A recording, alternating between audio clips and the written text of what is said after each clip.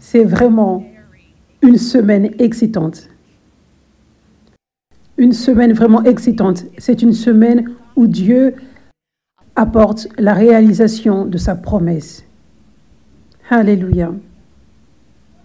Premièrement, le 18 septembre est un jour si spécial pour moi.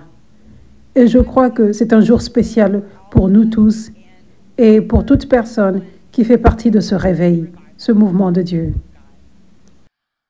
Il y a 8 ans, ce 18 septembre, ce sera 8 ans. C'était quand j'étais allée dans une conférence. C'était une conférence de guérison prophétique à Los Angeles. Et à cette conférence, il y avait un prophète qui servait. Et je n'avais jamais vu Dieu agir avec puissance, comme je l'avais vu ce jour-là. Et il y avait même une faim en moi pour entendre Dieu me parler. Ce jour-là, j'avais cette faim. Ce prophète est maintenant mon père spirituel, prophète Dr. Jordavi. Celui qui a prophétisé que Dieu a entendu les prières de l'Amérique pour le réveil. Et il répond maintenant. Les prières qui ont été priées depuis des années, depuis plusieurs générations, il les a entendues et il nous répond maintenant. Et il a apporté le réveil dans notre nation. Et ça va se propager dans le monde entier. Cette prophétie était il y a 7 ans environ. Et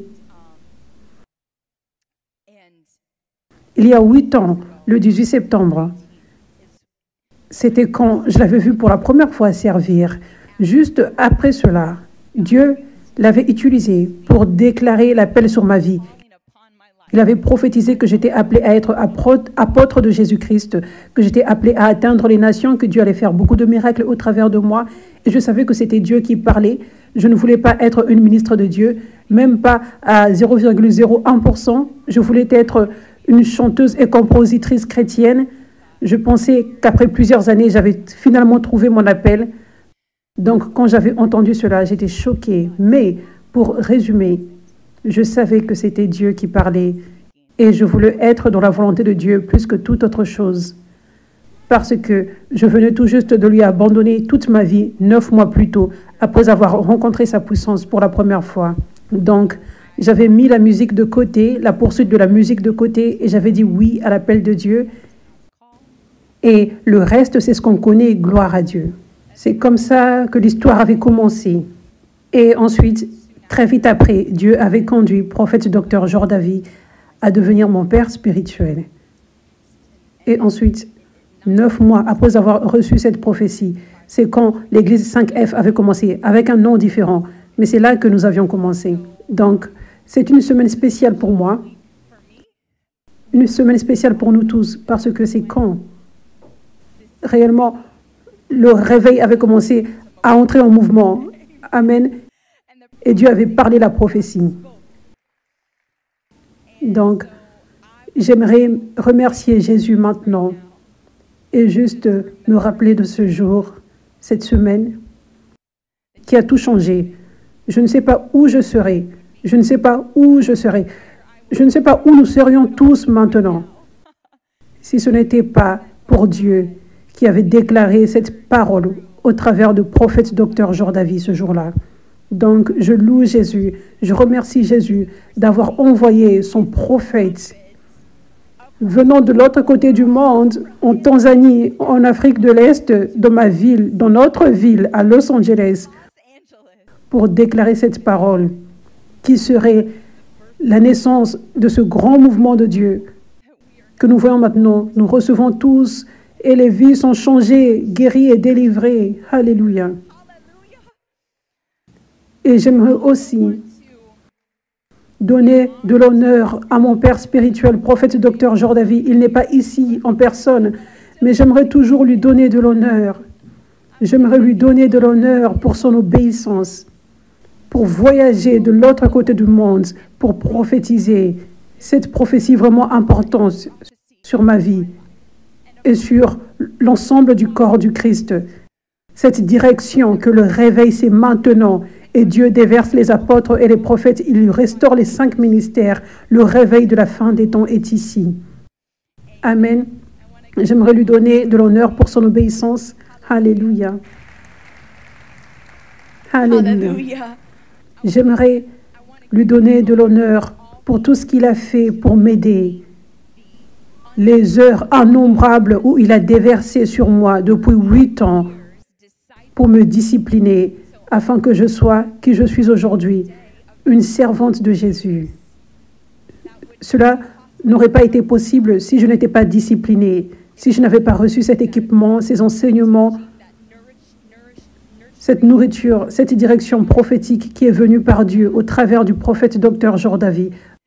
Donc je l'honore et je remercie Jésus pour tout ce que tu as fait il y a 8 ans et tout ce que tu fais depuis. Amen. Donc,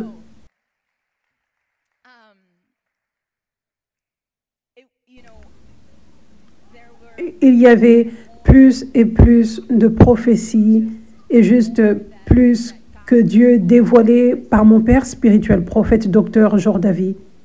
Dieu avait dévoilé plus des choses spécifiques et des détails de ce que Dieu prévoyait de faire dans ce réveil de la fin des temps, alors que les années progressaient. Et quelque chose que Dieu n'avait pas révélé était le temps exact de quand le réveil éclaterait et grandirait, et quand ça atteindrait les niveaux du réveil dans le stade. Mais très tôt, peu de temps après avoir reçu cette prophétie il y a 8 ans, Dieu avait parlé au travers du prophète Dr. Jordavi, et Dieu avait commencé à parler à propos de comment ce réveil allait devenir très grand, comment Dieu voulait, comment il a prévu que ce réveil touche le monde entier et que ce ne sera pas un réveil qui va s'éteindre, mais que ce sera un réveil qui continuera de grandir et de s'étendre et d'atteindre des niveaux supérieurs jusqu'au retour de Jésus. Ça, c'est le réveil de la fin des temps. Donc, je savais au départ, je veux dire, juste après, il y a 8 ans, que ce réveil serait trop grand, que nous aurions à avoir des salles très grandes comme des arènes et des stades, parce qu'il y aura tellement de faim et parce que beaucoup de personnes voudraient recevoir cette onction précieuse venant de Jésus et être guéries et délivrées. Amen. Donc, je réfléchissais sur ces promesses comme Marie. Je gardais ces prophéties. Je pensais, waouh, nous serons dans des stades, nous verrons Dieu délivrer des milliers et guérir des milliers en une fois. Waouh! À cette époque, je réfléchissais sur ces choses. L'église, la première année, avait 20 personnes. La deuxième année, je continuais de réfléchir sur ces choses. L'église avait environ 15 personnes. La troisième année, je continuais de penser à ces choses. L'église avait 10 personnes, 5, 2, vers la quatrième année. Et ensuite, le Covid avait frappé. Je continue à penser à ces choses. Dieu avait dit que le réveil grandirait pour atteindre des stades, des arènes. Et je vois ce qui paraît l'opposé de cela. Je vois une décroissance. Et au-dessus de voir la décroissance, nous ne voyons même pas réellement beaucoup de miracles se produire. Mais je continue de penser à ces choses sans connaître le temps, mais en sachant que Dieu est fidèle à ses promesses. Toutes ses promesses sont oui et amen. Amen. Donc,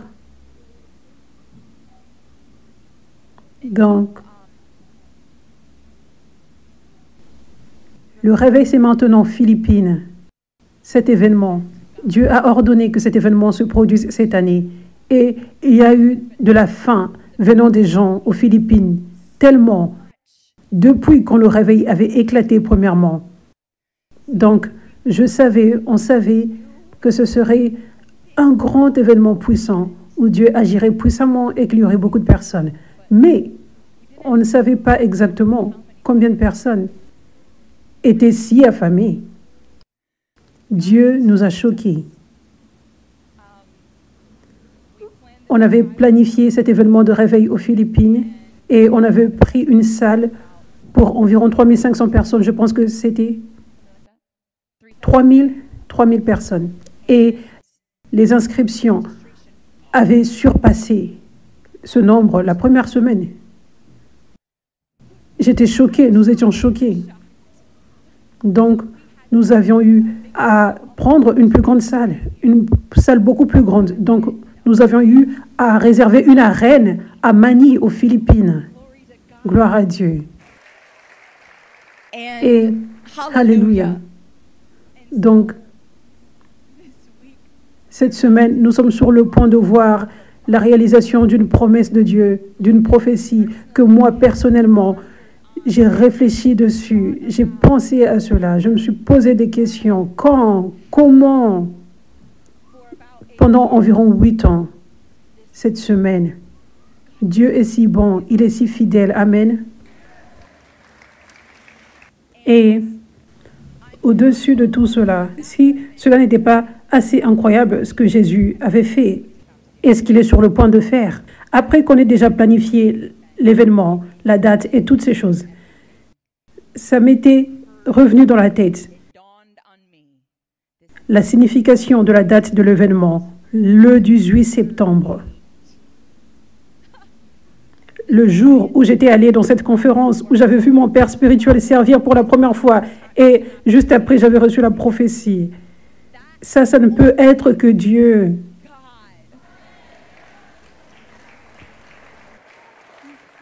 Le 18, la 8e année d'anniversaire, au cours de la 8e année d'existence de notre Église 5F.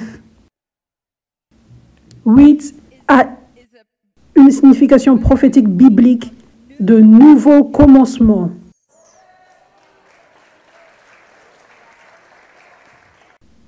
Donc, c'est un nouveau commencement. Cette semaine, pour le réveil à un niveau plus supérieur.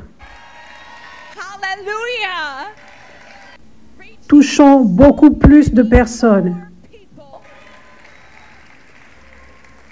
Sans que rien ne retienne le mouvement de Dieu. Aucune religiosité ne peut retenir ce mouvement. Aucun vieux vin ne peut retenir ce mouvement.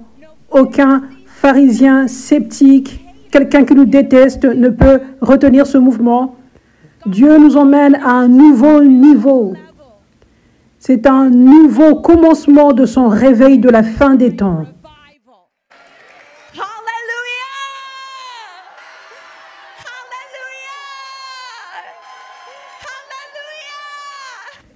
Merci Jésus.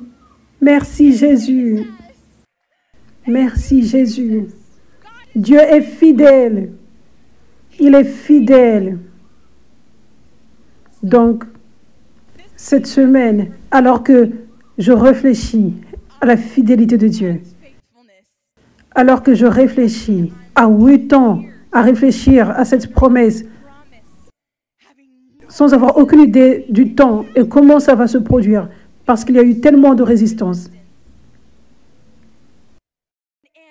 Et même, les événements sont généralement, gloire à Dieu, à 1000 personnes, ça c'est grand, gloire à Dieu. Dieu soit loué, c'est une grande victoire, spécialement avec la persécution qui vient pour toute personne qui opère dans la puissance de Dieu. Ça, c'est une grande victoire juste là, d'avoir 1000 personnes venir dans un événement. Nous avons eu un événement, je crois que c'était Toronto, qui avait 2000 personnes. En Afrique du Sud, il y avait 3000 personnes. Une fois aux Pays-Bas, il y avait 3500 personnes qui étaient venues, gloire à Dieu. Mais quand tu penses aux arènes, une arène, quel est le nombre? J'avais recherché aujourd'hui. L'arène peut contenir combien de personnes? 20 000 personnes. Je crois que c'est 20 000 personnes. 20 000 personnes. Je sais que le stade Sophie accueille 90 000 personnes. Vous savez, Dieu avait déclaré cette grande prophétie. Le réveil va atteindre des arènes et des stades.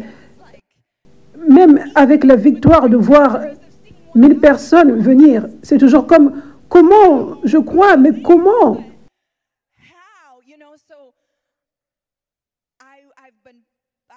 Donc, je réfléchissais ces 8 dernières années sur ce que Dieu m'a enseigné à propos de sa fidélité vis-à-vis de ses serviteurs, sa fidélité vis-à-vis de son peuple, sa fidélité vis-à-vis de ses serviteurs et de son peuple qui font son travail. Et j'aimerais partager ce que j'ai appris avec vous aujourd'hui. Quelque chose que j'ai appris à propos de sa fidélité. Amen. Donc,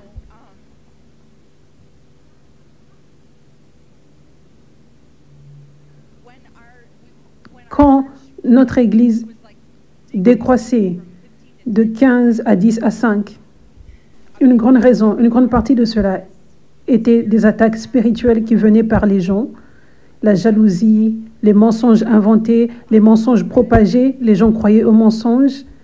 C'était l'une des raisons de pourquoi il y avait la décroissance. Et ensuite, quand le réveil avait premièrement éclaté en 2021, c'était quelques mois où il n'y avait rien d'autre que de la joie et de l'excitation. Mais après quelques mois, les pharisiens étaient sortis, les pharisiens d'aujourd'hui. Et il avait commencé à y avoir de grandes attaques, comme la persécution, de la bataille spirituelle, sous forme du diable qui travaille par les gens. Ensuite, peu de mois après cela, c'était devenu encore plus intense.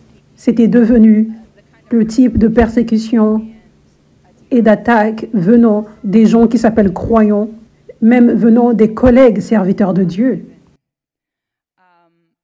De fausses accusations incroyables et des choses maléfiques qui étaient faites que je ne pouvais jamais imaginer que cela pourrait se produire. Je savais que la persécution allait arriver, mais je ne savais pas l'étendue de la méchanceté dans laquelle les gens allaient opérer pour essayer de stopper le travail de Dieu, pour essayer de me stopper, de stopper mon ministère. Et à ce temps-là, vous savez, il y avait de fausses accusations qui étaient déclarées. Et il y a généralement pas de fausses accusations, des mensonges inventés, des gens qui vont à cet extrême d'une façon maléfique pour essayer de stopper quelqu'un en général, à moins qu'il y ait une vraie onction là, la puissance de Dieu dans un vase. Généralement, quelqu'un ne va pas à cet extrême, n'est-ce pas? Donc, quand il y avait des mensonges inventés et ces choses étaient déclarées, beaucoup de personnes avaient cru, même, je crois, parce que c'est rare. Les gens ne sont pas habitués à la vie chrétienne biblique. Vous savez, au temps de Jésus, il y avait de fausses accusations à propos de lui tous les jours, tout le temps. Les pharisiens disaient qu'il est un faux prophète. Cela était déclaré à propos de lui quotidiennement, probablement plusieurs fois. C'était les rumeurs, les paroles dans la rue. Et les gens disaient, il utilise de la puissance démoniaque pour chasser des démons. C'est ce que ça dit dans la parole, que cela a été dit à propos de lui. Les gens disaient qu'il allait contre la parole de Dieu. Les gens disaient ces types de mensonges comme il invente sa propre religion. Il va contre la parole de Dieu et il fait quelque chose de différent. Ce sont les types de choses que les gens disaient, n'est-ce pas? Donc les disciples, quand ils avaient commencé à être persécutés, ils étaient déjà entraînés. Ils savaient comment ne pas être déçus. Ceux qui suivaient Jésus savaient comment ne pas être déçus par juste toute parole qui était déclarée. Parce qu'ils étaient habitués aux mensonges déclarés à propos de Jésus. Mais ça, c'est l'un des challenges que j'ai rencontrés, que nous avons rencontrés. C'est que l'onction est rare et donc le type d'extrême incroyable dans lequel les gens vont pour essayer de stopper le mouvement de Dieu était rare. Donc, il y avait même des gens avec un cœur pur qui n'étaient juste pas encore équipés pour ce type de bataille spirituelle. Ils n'étaient pas encore équipés pour discerner la vérité du mensonge. Ils n'étaient pas équipés pour savoir qui écouter et qui Dieu ne t'appelle pas à écouter et de juste prendre ce que la personne dit, n'est-ce pas? Tellement du corps de Christ est naïf. Nous ne parlons pas beaucoup, nous n'apprenons pas beaucoup à propos des Judas d'aujourd'hui, n'est-ce pas? Nous avons été un peu naïfs à propos de comment les croyants peuvent agir de façon maléfique et inventer des choses à cause de la jalousie, à cause des objectifs égoïstes, n'est-ce pas? Donc, peu importe. Voilà, ces attaques arrivent et les gens y croient. Les gens y croient. Les gens quittent le ministère. Les gens m'écrivent des choses horribles parce qu'ils pensent que je suis fausse, que j'ai de la puissance démoniaque au lieu de la puissance de Dieu. Et les gens me disent des choses horribles, comme si je suis la personne la plus sale du monde, avec des noms horribles. Les gens me renoncent alors qu'ils ont reçu la délivrance et ils ont renoncé à cela. Ces types de choses se produisaient quand cette attaque était venue, spécifiquement en 2022. Et quand j'avais vu cela prendre place, je n'avais jamais douté que les promesses de Dieu se réaliseraient toujours. Par la grâce de Dieu, il m'avait gardée forte dans la foi.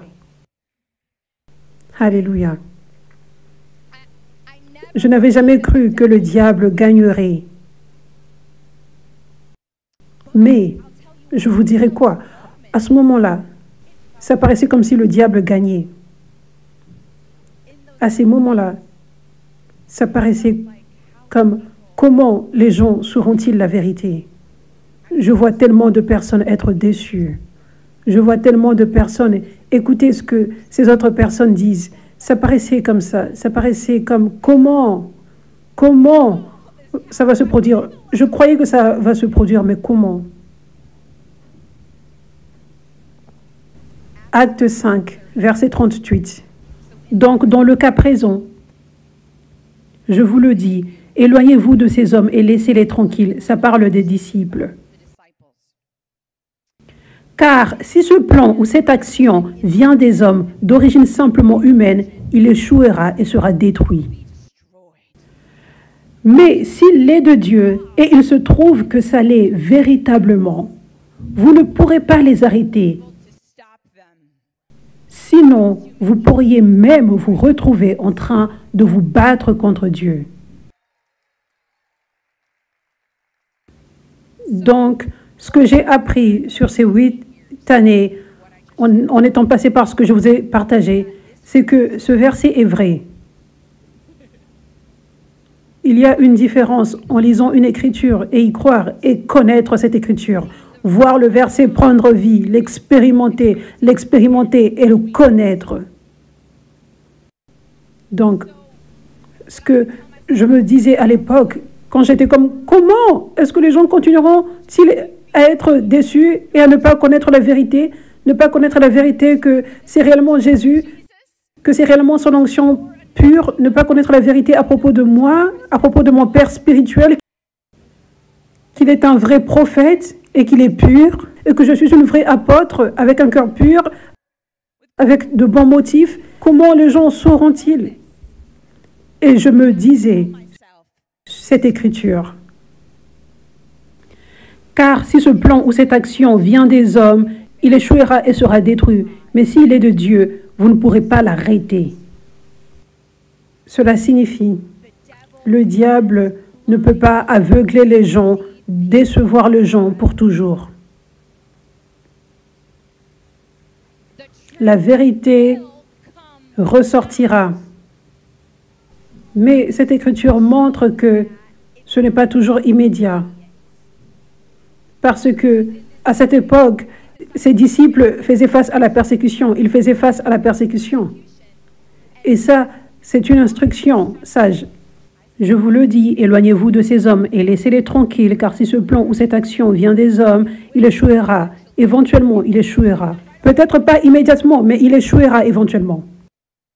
Mais s'il est de Dieu et il se trouve que ça l'est véritablement, vous ne pourrez pas les arrêter. Donc, cette écriture nous montre que Quand l'ennemi essaye d'attaquer et quand les gens se mettent en partenariat avec l'ennemi pour essayer de stopper le mouvement de Dieu, ce n'est pas quelque chose où immédiatement tu vois la victoire de Dieu et la perte du diable.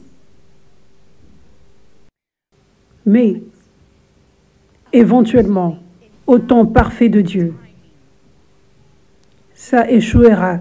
Ce travail qui vient des hommes, / l'ennemi, ne venant pas de Dieu, pour stopper le travail de Dieu,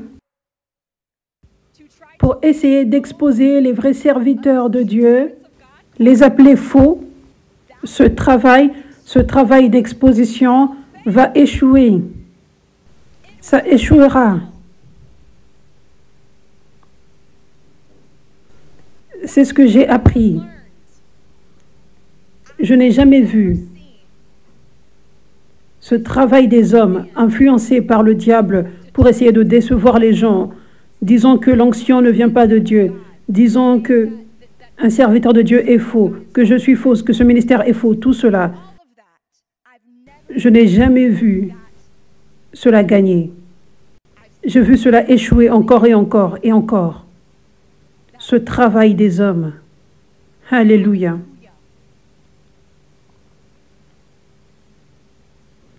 Et j'ai vu que quand tu es réellement avec Dieu et que Dieu est réellement derrière cela, rien ne peut stopper la chose. Rien ne peut stopper la chose. Donc cela signifie, quand tu te demandes comment cela peut se produire, ça paraît comme si nous sommes si loin. Et les premières années, il y avait une décroissance. Et les années d'après, nous n'avions pas réellement grandi au niveau d'un stade. Comment? Ça, c'est comment? Dieu est avec toi, donc ça va se produire. Et toutes ces attaques pour que ça meure et que ça ne se produise pas vont échouer. Simple, c'est simple. C'est le pouvoir miraculeux de Dieu qui fera en sorte que ces choses se produisent. Simple, point, c'est tout. Tu n'as pas besoin d'essayer de comprendre. Tu n'as pas besoin d'impliquer la logique. La puissance de Dieu est surnaturelle et miraculeuse. Alléluia. Si Dieu est pour nous, qui sera contre nous? Si Dieu est avec nous, qui sera contre nous? J'aime cette écriture. C'est comme si ça dit, quelle audace! Ça c'est fou, ça c'est bête. Qui peut être contre nous? Pouf! C'est une blague. Ça c'est la révélation que je vois dans cette écriture. Qui? Alléluia.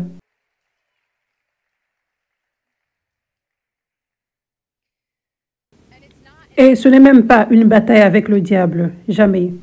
Et ça peut paraître comme cela. Ça paraissait comme cela pour moi. Ça paraissait comme cela, mais je savais que ça ne l'était pas. Mais ça paraissait comme cela. Quand ça paraissait comme si ces agents du diable qui essayaient de stopper le travail de Dieu, qui montaient, qui exposaient, quand ça paraissait comme s'ils avaient du succès, les gens étaient d'accord avec eux, les gens croyaient. Ça paraissait comme si c'était une bataille, mais ça n'était même pas une bataille. Ça paraissait de cette même façon que c'était une bataille avec David et Saul. Et des fois, ça peut même paraître comme si le diable est plus puissant avec Saul. Quand Saul essayait de stopper et de tuer David. Mais ce n'était même pas une bataille. Est-ce que ça l'était? Ça paraissait comme cela? Ça paraissait même comme si le diable gagnait des fois. Mais ce n'était même pas une bataille. Mais c'était juste que Dieu avait laissé David passer par cela. Il avait autorisé que ça paraisse comme si ce n'était pas une victoire, encore, pour Dieu, pour David, pour son objectif parfait, parce que son temps est parfait. Et ce qu'il fait pendant ce temps-là, pendant ce temps, avant la grande victoire, c'est si important et cela a de la valeur. Le façonnage qui prend place, qui te prépare pour ton appel, qui te prépare pour la promesse. Cela a tellement de valeur et c'est important. Et cela, ça s'appelle le feu de la purification. Et le feu de la purification n'est pas fun. Le feu de la purification ne paraît pas comme une victoire. Ça paraît comme si on te frappe. N'est-ce pas? Tu passes par le feu, si tu y penses réellement, si tu marches dans le feu, ça fait mal, n'est-ce pas? Donc Dieu doit autoriser cela pour un temps. Avec Joseph, ça ne paraissait même pas comme une bataille avec le diable. Ça paraissait comme si le diable gagnait. Plusieurs fois, quand Joseph était jeté dans le trou, quand il était ensuite jeté en prison, et des années passées, avant de voir la justice et les promesses de Dieu se réaliser. Mais ça n'était même pas une bataille avec le diable, et le diable ne gagnait même pas. Dieu avait la victoire. Dieu avait fait en sorte que la promesse se réalise. Dieu l'avait sorti de cette prison surnaturellement et avait fait en sorte que la promesse se réalise. Alléluia. Dieu avait fait en sorte que Saul n'existe plus. Et David était devenu roi comme c'était prophétisé. Il n'y avait même pas une bataille avec le diable et le diable n'était jamais plus fort. Ça paraissait comme cela, mais cela n'était jamais le cas. La puissance de Dieu dans ta vie, quand tu le sers, va toujours apporter du triomphe. Cela est toujours une plus grande puissance que le diable. Toujours, toujours, toujours. Alléluia.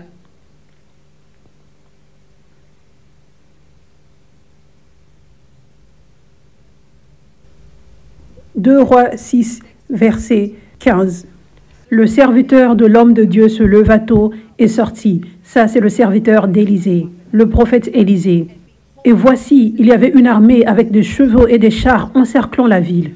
Le serviteur d'Élisée lui dit, « Oh non, mon maître, que devons-nous faire ?» Élisée répondit, « N'aie pas peur, car ceux qui sont avec nous sont plus nombreux que ceux qui sont avec eux. » Puis Élisée pria et dit, « Seigneur, s'il te plaît, ouvre ses yeux pour qu'il puisse voir. » Et le Seigneur ouvrit les yeux du serviteur et il vit. Et voici, la montagne était pleine de chevaux et de chars de feu autour d'Élisée. Donc, cette écriture a aussi pris vie dans ma vie. Parce que quand j'avais vu ces attaques se produire, je n'étais pas effrayée, gloire à Dieu. Je n'avais pas douté de Dieu. Mais tu sens la tentation de la peur. J'avais senti cela. J'avais senti cette intimidation, cette inquiétude. Comment le travail de Dieu va avancer? Comment il y aura de la victoire avec tous ces ennemis qui viennent contre, si passionnément, de façon si sournoise. Et dans cette écriture, il y a une armée, une grande armée dans le monde physique qui vient contre Élisée et le peuple d'Élisée, ses serviteurs. Et le serviteur avait vu la grande armée dans le physique. Et c'était terrifiant. Et ça paraissait comme si sûrement nous allons perdre. C'est effrayant. Mais Élisée avait vu dans le monde spirituel ce qui se passait réellement. Élisée avait vu l'armée des anges du côté d'Élisée. Dieu était avec Élisée.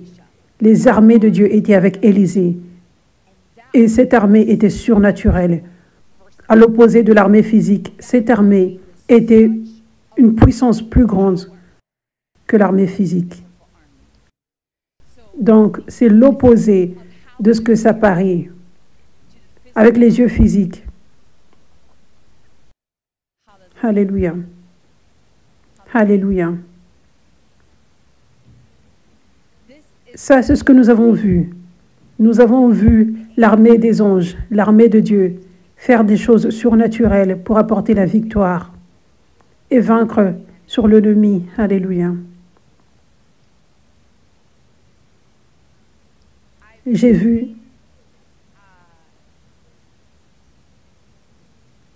les gens devenir jaloux et commencer à faire de la compétition. commençaient à être en compétition. Et encore une fois, il y avait cette tentation qui pouvait venir, ce sentiment comme comment les gens sauront-ils ce qui est vrai et ce qui ne l'est pas? Comment les gens sauront-ils où sont les motifs purs? Où sont les motifs purs dans les serviteurs de Dieu, dans les mouvements de Dieu? Les gens devenaient jaloux et essayaient de copier, par ambition égoïste, essayaient de copier et de faire de la compétition. Et ça paraît bien de l'extérieur. Les applaudissements, les louanges à Jésus, ça peut paraître comme le réveil, ça peut paraître bon, mais les motifs derrière sont tous mauvais. Donc, je voyais cela se produire dans ce trajet. Je voyais cela se produire et il y avait cette inquiétude que je sentais. Cette inquiétude parce que je sais ce que Dieu fait, la pureté de ce qu'il est en train de faire. Donc, ça m'avait inquiété que les gens soient déçus par de la contrefaçon. Ça m'avait inquiété parce que je connais la grandeur de ce que Dieu fait. Ce réveil de la fin des temps, la purification et la transformation de l'ensemble du corps du Christ. Et c'est comme si ceux qui font la compétition ont tendance à être plus populaires.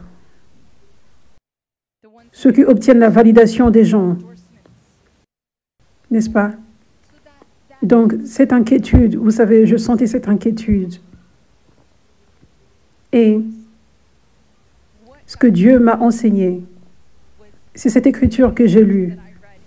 Si le plan ou l'action vient des hommes, il échouera et sera détruit. Si cela vient de Dieu, il y aura la victoire. Donc, qu'est-ce que cela signifie? Nous n'avons pas besoin de nous inquiéter. Quand les gens te copient, quand les gens nous copient, nous n'avons pas besoin d'être distraits. Ça, c'est la stratégie de l'ennemi. C'est ce que j'ai découvert, que réellement, l'ennemi, la grande chose de ce qui est derrière cela, lui qui apporte de la compétition, la jalousie et la compétition, c'est qu'il est après les serviteurs de Dieu avec un cœur pur et les serviteurs de Dieu qui sont copiés. Il veut que leur cœur soit pollué. Pollué avec la distraction de ce qui se passe par là, l'offense et la haine, et être obsédé en regardant qu'est-ce qu'ils font. Ça, c'est réellement ce que l'ennemi cherche. À la fin de la journée, le diable connaît ce principe. Le diable connaît que quand l'origine est des hommes, / l'origine du diable, cela va échouer. Le diable connaît cela, il connaît cela, mais il le fait quand même. C'est tout ce qu'il a. Et à la fin de la journée, le diable sait que le plan de Dieu aura de la victoire, ne peut pas être stoppé. Le vrai mouvement de Dieu, agissant au travers de ce vrai serviteur, ne peut pas être stoppé. Le diable connaît que la seule façon pour stopper cela, potentiellement, c'est si le serviteur de Dieu devient distrait et laisse son cœur être pollué avec les impuretés à cause de mauvaises choses que les autres personnes lui font. Le diable connaît ceci. Donc, vous savez, ça c'est une tentation pour les serviteurs de Dieu de croire en ce mensonge que ces compétitions et ces copies et ces mauvais motifs comme « Oh, ce sera cette grande chose et les gens seront déçus et il n'y aura pas de la pureté là. » et Non, ça va échouer éventuellement. Tu dois te focaliser sur toi-même. Garder ton cœur pur. Le diable est après toi. Fais attention. Reste pur, reste focalisé. Ne te préoccupe pas de ce que les autres font. Alléluia.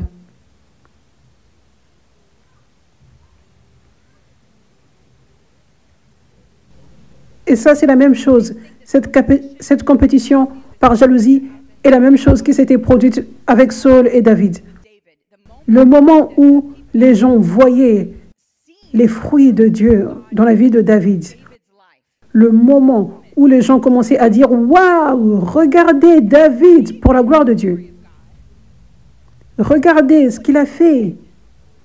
Regardez comment il est un grand guerrier. Alléluia. » Le moment où les gens avaient commencé à faire cela, le moment où Saul avait vu cela, c'est là qu'il était devenu jaloux.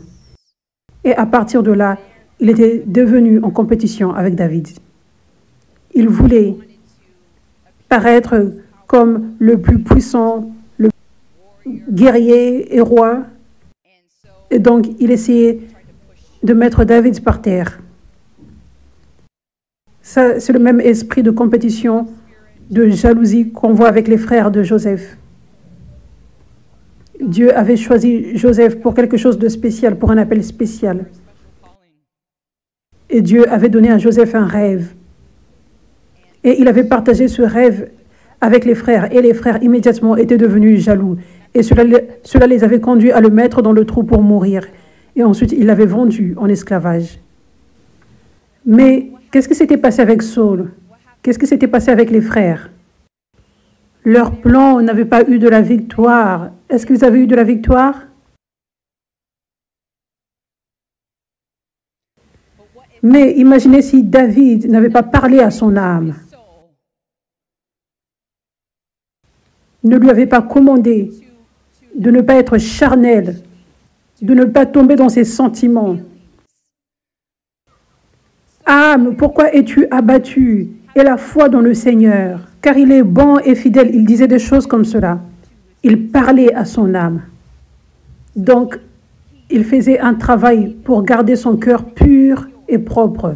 Mais il y aurait pu y avoir de la tentation pour être offensé, avoir de la haine vis-à-vis de Saul. À la place, il a une chance pour tuer Saul qui essayait de le tuer. Et il ne l'avait pas fait. Ne touchez pas à ceux qui sont loin. Donc, il était si focalisé sur le fait d'obéir à Dieu et de lui plaire toutes les secondes. Même à ce moment, quand celui qui essayait de le tuer depuis si longtemps, il avait une opportunité de le tuer, ce qui serait de la légitime défense techniquement, il ne le fait pas.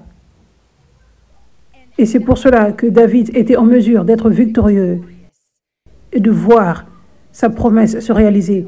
C'est pour cela que Dieu pouvait l'utiliser puissamment. Parce que dans cette tentation, lorsque Saul était jaloux, était compétitif, il avait gardé son cœur pur. Il avait choisi de ne pas avoir de la haine, d'être offensé vis-à-vis de Saul, ou d'être dans le même esprit compétitif. Amen. La même chose avec Joseph. Ses frères l'avaient jeté dans un trou pour mourir, l'avaient vendu en esclavage. Mais quand Dieu l'avait élevé dans cette position, dans cette grande position de leadership, et la promesse s'était réalisée, ses frères étaient venus parce qu'ils avaient besoin de nourriture. Et Joseph était en charge de la supervision du blé, la distribution, et il avait l'idée de comment collecter le blé pour aider les gens à ne pas mourir de famine dans la sécheresse. Dieu lui avait donné ce don. Donc ses frères viennent un jour et il leur montre de l'amour, il leur pardonne, il les nourrit même. Il n'avait pas à faire cela, mais c'est ce qu'il avait fait. Et cela montre que Joseph, au milieu de toute cette tentation, avait gardé son cœur pur. C'est pour cela que Dieu était en mesure de l'utiliser et il était en mesure de voir la promesse se réaliser. Alléluia.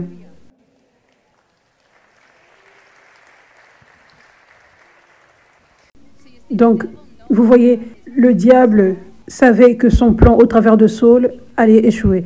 Il savait cela. Il savait que son plan au travers des frères de Joseph allait échouer. Il savait cela. Le plan au travers de la femme qui avait faussement accusé Joseph, comme quoi il avait essayé de coucher avec elle, cela avait échoué et le diable savait que ça allait échouer. Ce qu'il cherchait était de tenter ces serviteurs de Dieu pour qu'ils laissent la pollution de leur cœur et les impuretés dans leur cœur pour les disqualifier d'être serviteurs de Dieu. Donc, ça paraît effrayant. Il y a cette tentation. Quand la jalousie, la compétition, les attaques viennent, c'est une tentation d'être si focalisé sur ça. Mais quand tu es si focalisé sur ça et tu commences à t'inquiéter à propos de cela, c'est une porte ouverte pour que cette offense vienne. La haine, la distraction. Et pour opérer dans cet esprit compétitif en retour. Oh, ils essayent de faire de la compétition. Bien, je dois faire mieux. Ça, c'est mauvais. Ça, c'est mauvais. Ça, c'est aller en dehors de la volonté de Dieu. Nous sommes appelés à être serviteurs. Dieu dit, tu fais ceci, tu fais ceci, tu fais ceci. Mais quand tu dis, je veux faire ceci pour être en compétition avec eux, comment ils sont en compétition au nom de Dieu, ou quoi que ce soit, c'est en dehors de la volonté de Dieu. C'est ce que le diable veut que tu fasses. C'est ce que le diable veut.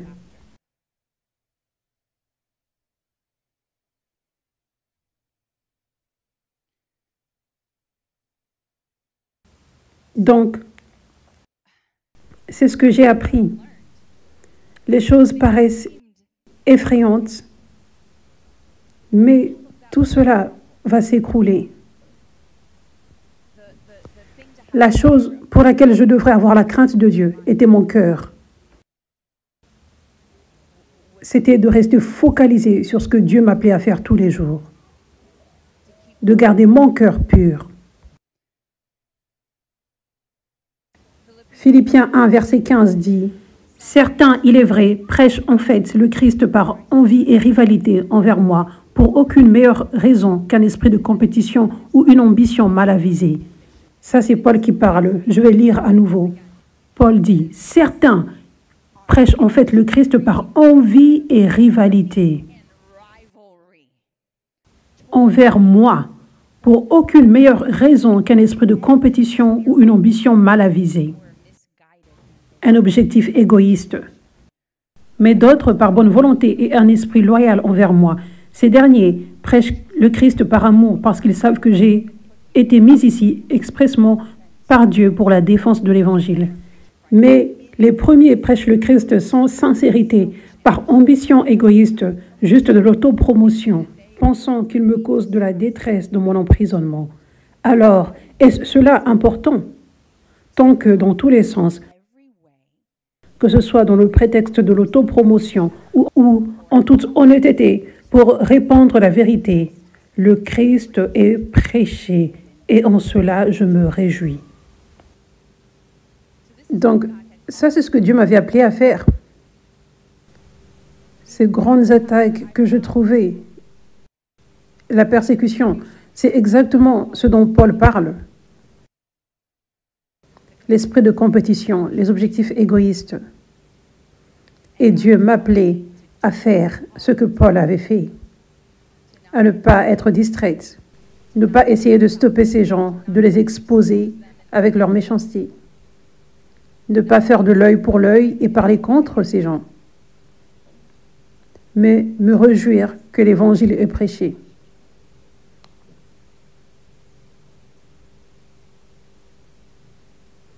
Que même si les gens entendent la parole, même si c'est sous des objectifs égoïstes, ça peut planter une graine. Je me réjouis. Et je fais confiance que Dieu va conduire cette personne vers un ministère qui est réellement pur. Peut-être une graine a été plantée là où maintenant une personne croit en Jésus. Cette personne n'est pas appelée à être plantée là, mais peut-être une graine a été plantée là, qui conduit cette personne. Peut-être c'était la première fois que cette personne entend parler des démons chassés. Et cette graine plantée fait en sorte que la personne cherche la vraie délivrance, la vraie onction, et qu'elle trouve le vrai Jésus qui agit avec puissance et qui chasse des démons afin qu'elle soit libre. Donc, c'est ce à quoi nous sommes appelés. Les gens prêchent avec différents types d'ambitions. Nous sommes appelés à rester en dehors de cela et bénir ces gens et nous réjouir que Christ est prêché et nous focaliser sur ce que Dieu nous appelle à faire. Et faire briller notre lumière tellement. C'est réellement ce que Dieu m'avait dit. Et je dis ceci pour tous les serviteurs de Dieu qui conduisent des ministères, au lieu d'essayer de stopper ces autres personnes, ces autres prédicateurs qui prêchent par objectif égoïste, par compétition. Nous sommes supposés faire ce que Paul a instruit, juste nous focaliser sur ce que Dieu nous a appelés à faire et être la plus grande lumière possible. C'est comme ça que ceux qui sont dans des endroits impurs seront en mesure de voir quelque chose de plus grand, quelque chose de réel, quelque chose de pur et être conduit à la vérité.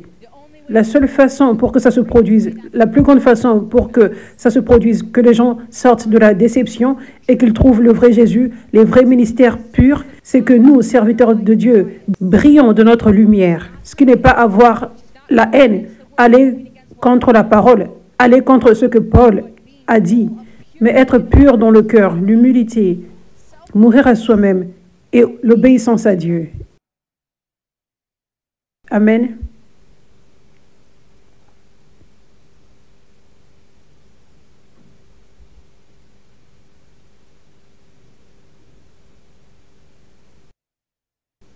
Une autre chose que Dieu m'a enseigné, c'est que son temps est parfait.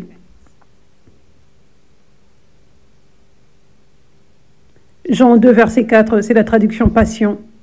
Vous savez, ça, c'est quand Jésus était au mariage et sa mère lui avait demandé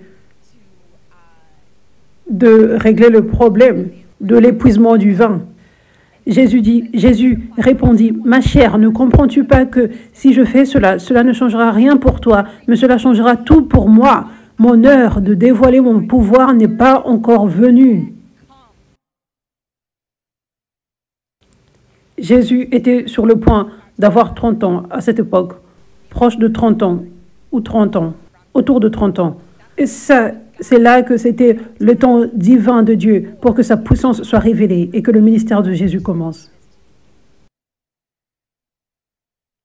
Mais il aurait pu sauver, guérir et délivrer beaucoup de personnes à 29 ans. Ce n'est pas si jeune. Je veux dire, c'est jeune, mais ce n'est pas comme si tu es un enfant. Il était complètement capable du ministère à 29 ans, à 28 ans, à 27 ans, 26 ans, 25. Beaucoup plus de personnes auraient pu être sauvées, guéries et délivrées. Elle vivait dans l'obscurité pendant toutes ces années où il était dans sa vingtaine. Pourquoi? Ce n'était pas le temps de Dieu. Et ça, c'est un mystère pour nous. Nous ne comprenons pas complètement le temps de Dieu. Il y a des complexités dans le monde spirituel. Des complexités que seul Dieu comprend. Il y a une préparation qui se produit dans le monde spirituel. Et tu ne peux pas précipiter le temps de Dieu. Donc, c'est pour cela que Jésus n'avait pas commencé son ministère jusqu'à ses 30 ans. Et pour Jésus, qui est parfait et totalement capable du ministère avec de motifs purs et un cœur pur pendant toute sa vingtaine, ça paraît comme un long moment. Vous savez, tu attends pour que tes promesses se réalisent et tu te dis pourquoi ça prend tellement de temps. Bien, pourquoi ça avait pris autant de temps pour Jésus? 30 ans, ça c'est beaucoup de temps alors qu'il était parfait et qu'il était complètement capable. Ce n'est pas comme si il avait besoin de passer par tellement de feu, de la purification, de la préparation. Il était Jésus, il était Dieu. Le temps parfait de Dieu que seul lui comprend complètement. La majorité du temps, tu es si distrait, si confus. Est-ce que j'ai loupé quelque chose? Est-ce que je ne fais pas assez? Pourquoi la promesse ne se réalise pas encore? Est-ce que j'ai manqué à la voix de Dieu? Oh, tu es si distrait tous les jours. Tu t'inquiètes. tu te sens ennuyé, tu t'es plaint vis-à-vis de Dieu, alors que ce n'est simplement pas encore le temps de Dieu. Simple. Tu n'as pas besoin de t'inquiéter. Juste repose-toi et attends-toi au Seigneur. Si cette chose venait quand tu veux qu'elle vienne, elle s'écroulerait, elle serait ruinée. Donc jusqu'à aujourd'hui, nous ne savons pas pourquoi Jésus ne pouvait pas commencer son ministère à 29 ans ou à 25 ans. Nous ne savons pas, juste comme nous ne savons pas pourquoi la promesse ne s'est pas encore réalisée. Nous savons que c'est le temps parfait de Dieu. Ce n'est pas encore le temps de Dieu pour que ça se réalise. C'est pour cela que ça ne s'est pas encore réalisé. Et nous n'avons pas besoin de penser tellement à nous-mêmes. Qu'est-ce que je fais de mal? Est-ce que j'ai loupé quelque chose? Ce n'est simplement juste pas le temps de Dieu. Calme-toi, repose-toi, profite du trajet. Focalise-toi sur les bénédictions que Dieu t'a données. Tu manques à ces bénédictions en t'inquiétant pour rien. Imaginez si Jésus, à 29 ans, à 28 ans, à 27 ans, il était comme... Beaucoup de personnes que j'aurais pu guérir et délivrer maintenant. À quel point ce serait ridicule. À la place, il pouvait se reposer et profiter du mariage, se reposer et profiter de sa famille, se reposer et profiter des bénédictions que Dieu lui a données, profiter de cette saison précieuse qu'il avait avant la persécution intense qui allait arriver. Ésaïe 55, verset 8, « Car mes pensées ne sont pas vos pensées, ni vos voix ne sont mes voix, déclare le Seigneur. Car comme les cieux sont plus élevés que la terre, mes voix sont aussi hautes que vos voix, et mes pensées sont plus hautes que vos pensées. » Il y a eu beaucoup de fois où j'ai désiré que les promesses se produisent plus tôt. La promesse de l'éclatement du réveil, comme ça s'était produit au printemps 2021. J'avais eu faim pour ça, j'avais désiré. Et j'avais réellement pensé que la promesse allait se réaliser des années avant cela. J'avais cru une fois que ça allait se réaliser dans la première année, ou à peu près. Et l'année d'après, je pensais la même chose. Tout le nouvel an, j'écrivais les choses pour lesquelles je croyais en Dieu. C'est l'année où le réveil va éclater. J'ai fait ça pendant 4 ans, jusqu'à ce que ça éclate. Mais c'était le temps parfait de Dieu. C'était le temps parfait de Dieu. Je devais être préparé, je devais être façonné, je devais grandir. Je devais être préparé pour la persécution intense qui allait venir afin que je reste forte et que je survive. Et Dieu fait des choses complexes dans le monde spirituel en train de préparer les gens pour qu'ils soient en mesure de voir ce qu'il fait et qu'ils le reçoivent. Amen.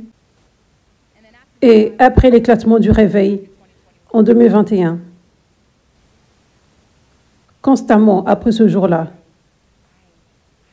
j'avais faim pour le plus que Dieu avait promis. J'avais faim pour la croissance continuelle. Je veux dire, il y a beaucoup de personnes qui sont oppressées. Quand j'avais commencé à voir la réalité que tellement de personnes sont oppressées et ont besoin de délivrance, j'étais juste tellement blessée que beaucoup de personnes manquaient, beaucoup de personnes étaient déçues, beaucoup de personnes croyaient aux mensonges. Et j'avais faim pour que toute personne qui a besoin de liberté vienne recevoir. Donc, il y avait une faim intense que j'avais sentie la majorité du temps, depuis 2021, pour les promesses des niveaux supérieurs, des niveaux plus grands que Dieu avait promis pour son réveil. Et j'avais eu faim pour cela. Et beaucoup de fois, j'avais désiré pour que ça arrive plus tôt. Je croyais que ça allait se produire plus tôt. Parce que la façon dont la prophétie vient avec l'excitation, des fois tu sens, ça arrive bientôt. Mais notre bientôt est différent du bientôt de Dieu. Donc, pour ce que Dieu fait dans ce réveil, l'emmener à de nouveaux niveaux, ça doit être au temps de Dieu. Ça doit être au temps de Dieu. Il sait ce qu'il est en train de faire. Il prépare les cœurs, il donne aux gens des rêves et des visions et des signes. Il fait toutes ces choses pour préparer les gens, pour qu'ils soient en mesure de le recevoir quand il apparaît à un plus grand niveau. Amen. Donc, il ne faut juste pas s'inquiéter, se reposer. Arrête d'avoir faim. Arrête d'être comme Jésus à 29 ans et ennuyé que la promesse ne se soit pas encore réalisée. Ce sera à 30 ans. Fais ce que Jésus avait fait. Ne te plains pas. Sois dans le contentement. Sois reconnaissant que Dieu est au contrôle et que son temps est parfait. Au lieu que ce soit toi qui sois au contrôle, alors toutes les choses s'écrouleraient. Parce que tu ne connais pas les complexités des choses et tu précipites le temps et ça s'écroule. Amen. Donc Dieu m'a enseigné à juste me reposer. Son temps est parfait. Il est au contrôle. Ne sois pas obsédé pour voir l'accomplissement de la promesse. Profite du trajet, profite des bénédictions que Dieu t'a données maintenant. Profite de la saison qu'il t'a donnée maintenant. C'est une bénédiction. Alléluia. Sache que ça va se réaliser, mais nous n'avons pas à être obsédés par cela et être ennuyés que ce ne soit pas encore là. Amen.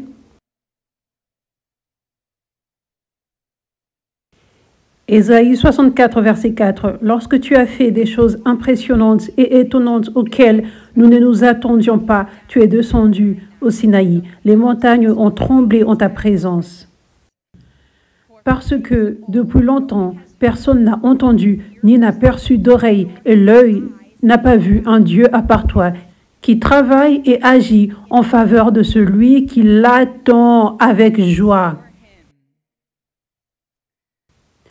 Tu rencontres celui qui se réjouit de faire ce qui est moralement juste, qui se souvient de tes voies. Je vais lire la traduction Passion. Quand toi, Dieu, quand tu as fait des merveilles étonnantes auxquelles nous ne nous attendions pas, tu es descendu et les montagnes ont frissonné en ta présence. Ces choses étonnantes n'avaient jamais été entendues auparavant. Tu as fait des choses dont on n'avait jamais rêvé. Personne n'a perçu ta grandeur. Aucun œil n'a jamais vu un Dieu comme toi, qui intervient pour ceux qui attendent et soupirent après toi. Ceux qui ont du plaisir à faire ce qui est juste, tu viens pour les rencontrer avec gentillesse. Ils se souviennent de toi et chérissent tes voies. Tu as montré ta colère lorsque nous avons péché, encore et encore, mais encore nous pouvons être sauvés. Donc, cette écriture est prophétique pour nous. L'Église 5F, autour du monde, pour ceux qui font partie de ce réveil de la fin des temps, qui ont reçu le mouvement de Dieu. Quand Dieu a fait des merveilles étonnantes auxquelles nous ne nous attendions pas, les montagnes ont frissonné en ta présence. Ces choses étonnantes n'avaient jamais été entendues auparavant. On n'en avait jamais rêvé. Il intervient pour ceux qui attendent et soupirent après toi. Il travaille et agit en faveur de celui qui l'attend avec joie. Est-ce que quelqu'un comprend ceci? Vous êtes silencieux. Est-ce que quelqu'un voit à quel point c'est puissant? Vous êtes-vous endormis quand je parlais? Il travaille et agit en faveur de celui qui l'attend avec joie. Allez, Église! Allez, Église! Notre Dieu agit en notre faveur, nous qui l'attendons avec joie. Qui attendons avec joie son temps, il vient et il fait des merveilles et il se tient auprès de nous et il nous élève pour sa gloire. Il ouvre des portes qu'aucun homme ne peut fermer. Il fait des merveilles après merveilles et nous choque. C'est ce qu'il fait dans ce réveil maintenant.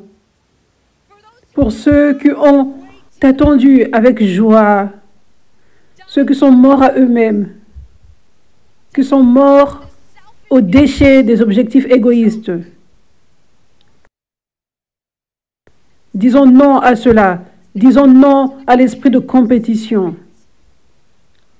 mais qui reste pur dans les cœurs, obéissant à Dieu, focalisé seulement sur le fait de lui plaire, s'attendant à lui avec joie pour la justice, parce que notre Dieu est un Dieu de justice,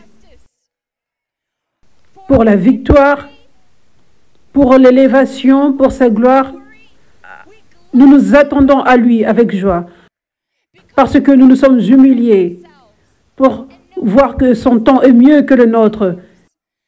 Et nous savons que nous sommes serviteurs. Nous ne sommes que des serviteurs. Donc, nous attendons avec joie. Nous nous attendons à lui avec joie pour qu'il accomplisse ses promesses. Dieu m'a parlé la nuit dernière et ça, c'est ce qu'il fait maintenant. Il intervient. Il intervient pour ceux avec des cœurs purs qui ont attendu avec joie. Il vient avec puissance pour faire des merveilles après merveilles, pour étonner le monde, choquer les nations avec sa puissance. Alléluia. Il est temps maintenant de voir cette parole de Dieu prendre vie. Que si Dieu est avec eux, rien ne pourra stopper ce travail. Et il est temps que si l'origine était des hommes, ça doit échouer. Il est temps de voir cette parole en action. Parce que Dieu nous emmène à un nouveau niveau maintenant dans ce réveil. J'étais à Malibu cette semaine passée. J'avais pris un temps à part pour écrire, pour finir mon livre « Débloque ta délivrance ». Et lors de mon dernier matin là, à 7h28, j'étais réveillée par un tremblement de terre massif. Et j'ai vécu à Los Angeles depuis 11 ans, ce sera en novembre, et j'ai senti plusieurs tremblements de terre pendant les années, mais ils ont toujours été très petits. Et jamais je n'ai été proche d'un épicentre. Ce tremblement de terre a apporté la crainte de Dieu en moi. J'étais allé voir, j'espère qu'il n'y a pas un tsunami. J'étais allé voir, est-ce qu'il y aura une grande vague? Ça paraissait comme si j'étais hors d'une route, en voiture. C'est comme ça que ça paraissait. Je tremblais réellement. Tous les tiroirs dans l'armoire ressortaient. Et immédiatement, je regardais les infos et j'avais découvert que c'était à Malibu. C'était l'épicentre, juste là où j'étais. Tremblement de terre de magnitude 4,7. Et Dieu m'avait parlé que c'était un signe prophétique. Un signe prophétique qu'à Manille, aux Philippines, il est sur le point de faire trembler les fondations des nations, les fondations de l'Église, du corps du Christ, du vieux vin, des façons de faire religieuses. Il secoue les fondations. Son onction va agir si puissamment. Les nations sentiront les effets. Le monde entier sentira les effets. Le mouvement de ce qu'il est sur le point de faire à Manille, aux Philippines, le 18 septembre, cette semaine. Dieu emmène ce réveil à un nouveau niveau. Un niveau où Dieu va toucher beaucoup plus de personnes et va agir dans une puissance encore plus grande. Un niveau où aucun ennemi ne peut stopper le travail de Dieu. Un niveau où ce n'est plus un sentiment comme « oh, ça paraît comme si le diable gagne des fois ». Non, c'est fini. Il nous emmène à un nouveau niveau de victoire. La victoire sur la victoire. C'est un nouveau commencement dans ce réveil. Prépare-toi. Prépare-toi, Manille. Prépare-toi, monde. Prépare-toi, Église 5F. Parce que ces promesses de Dieu sont sur le point de se réaliser. Nous allons plus haut pour sa gloire. Plus haut et plus haut. Jusqu'à ce que le monde entier connaisse que Jésus est Seigneur, qu'il est vivant et qu'il agit avec puissance et qu'il délivre ceux qui sont oppressés et guérit les malades et ressuscite les morts à la vie.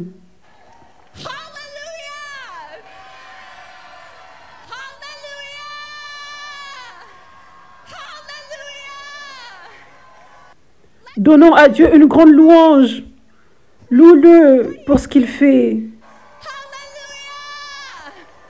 Dieu, nous te louons.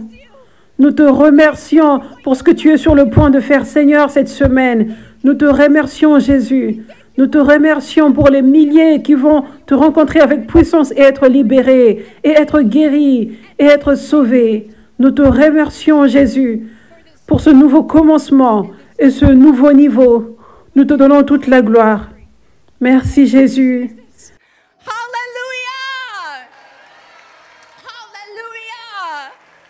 Hallelujah! Dieu est fidèle. Amen. Il est fidèle. Merci, Jésus. Merci, Jésus. Je vous encourage à regarder le direct en ligne. Ce sera tôt le matin, je crois. Je ne connais pas l'heure exacte. 4 heures.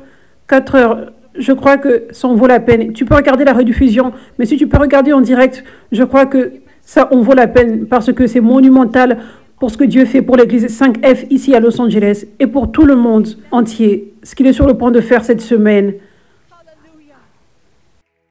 Merci, Jésus. Vous pouvez vous asseoir maintenant. Nous allons donner à Dieu maintenant. Et cette offrande, prophétiquement, donne-la à Dieu par reconnaissance. Donne à Dieu une offrande de reconnaissance aujourd'hui. Donne-lui une offrande dont il est digne, un sacrifice dont il est digne. Remercie-le pour sa fidélité, car il est avec toi, il reste avec toi, avec toutes les attaques. Il reste avec nous, avec toutes les attaques. Il se tient de notre côté, il nous apporte la victoire. Remercie-le en action aujourd'hui avec cette offrande. Amen. Donc, si tu veux donner en ligne, il y a un QR code là. Tu peux aller sur 5fchurch.org/give. Vous qui regardez en ligne, c'est comme ça que vous pouvez donner. 5fchurch.org/give ou le lien dans ma bio sur Instagram.